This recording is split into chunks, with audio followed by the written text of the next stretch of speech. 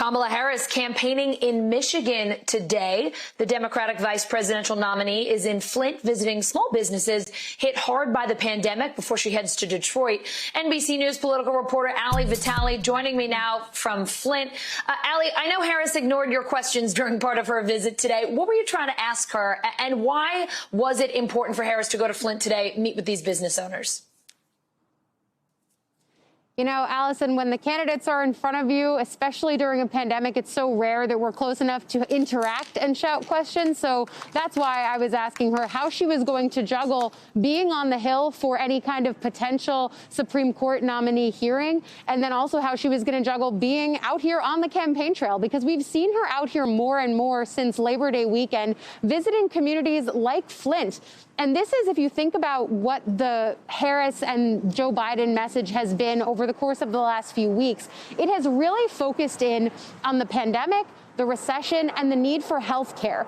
That's also the message that Harris was pressing as she visited here in Flint, but as she also continued on with the rest of her day, visiting places in Detroit and in Flint that have been hit hard by the pandemic and job losses and economic fallout from it. And so with all of that front of mind, she came and she visited with business owners here. Listen to what they told me before she visited and what they're hoping comes out of this next election. Flint, this is a strong community. I mean, we're used to, you know, hard times. This is, it's not simple, but we've been brought up like this, so we can stand it, you know, the test of time. I want honesty and truth because I'm 55 years old and I never remember the country being this vicious. He used the word vicious there, Allison, and I think that we're only going to see things get more vicious before they get less vicious, especially because nothing brings Washington to a boiling point like a Supreme Court nomination. Having one now with 40 some odd days until the election, we know that that is turning up the heat on an already hot race. And so for Kamala Harris and Joe Biden, what we're seeing from them in terms of messaging and strategy on this is they're trying not to get bogged down too much in the weeds of the nominating fight. Instead, what we're watching them do, and this is happening both on a campaign level and if you listen to surrogates for the campaign on cable news, they're trying to turn this into a point of look at how important the Supreme Court is in relation to the other issues that we've already been talking about, especially health care. Nothing has voters think about health care like a pandemic does. And of course, this is an issue that was already animating voters and one that was really important for Democrats as they took back the House in 2018. We know that that midterm strategy is now the national strategy for Joe Biden. And so we're going to see this ticket over the course of the next few weeks. Yes, Washington is going to be grappling with a vicious nominating fight over the Supreme Court. But out here on the campaign trail, I'm not so sure we're going to start seeing the nominee and his running mate get too into the weeds on that. Instead, just trying to remind people, hey, the Supreme Court has big implications for this issue that we've already been talking to you about, which is health care, especially because, Allison, remember, one of those big Supreme Court cases that I feel like we've been talking about for months now is one that could roll back pre-existing condition coverage that came from the Affordable Care Act. That case is supposed to be heard just a week after Election Day. So the reminder is implicit here already, but the ticket really trying to stay with this strategy that it's not necessarily about this bitter battle on the Hill. Instead, it's really focused on the importance of the court overall in an already high-stakes election.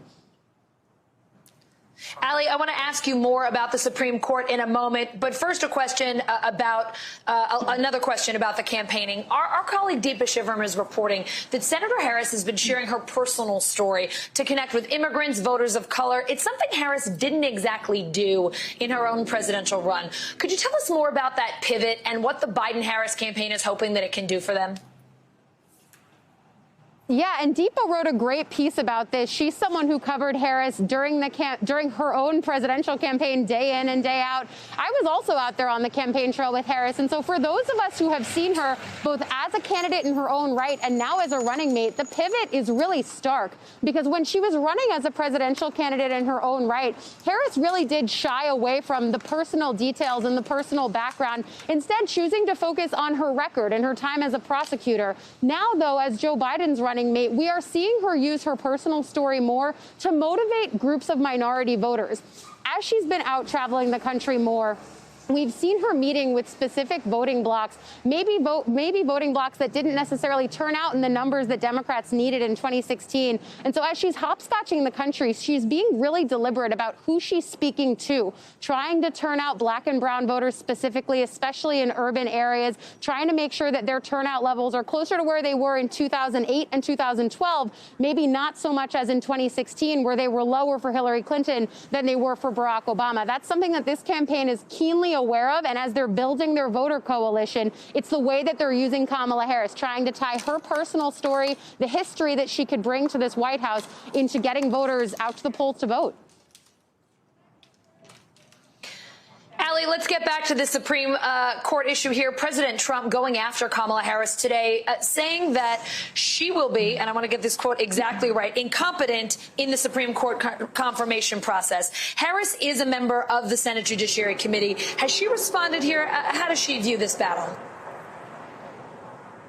Allison, this is one of the questions that I was trying to ask Senator Harris, which is how are you going to juggle being in these hearings on the Judiciary Committee and then out here on the campaign trail? Because, of course, this is something that President Trump is only going to seek to highlight, especially because we've seen him in recent weeks trying to turn the page from COVID coverage. This is clearly going to present one of those split screen moments while Biden and Harris try to keep the focus on the pandemic and the recession. Trump is going to be trying to keep the focus on the courts and Washington, D.C. But watching the way that he goes at Senator Harris on this, saying that she's incompetent, she is a longtime prosecutor, a DA, an attorney general, someone who's now sitting on the Senate Judiciary Committee and is known for her tough questioning of Trump administration officials in her capacity in that committee. So to come for her on something like that, it really does indicate the Trump campaign's kind of throwing spaghetti at the wall still in terms of how they're trying to brand her and attack her. I know you were just talking to Sahil, who has a great piece out about this today.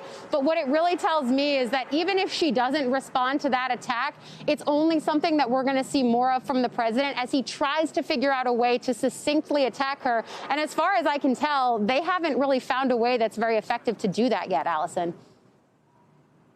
Yeah, it doesn't seem like it. Ali Vitale in Flint, Michigan today covering the Biden-Harris campaign. Thank you so much. Thanks. Hey, NBC News viewers, thanks for checking out our YouTube channel. Subscribe by clicking on that button down here and click on any of the videos over here to watch the latest interviews, show highlights, and digital exclusives. Thanks for watching.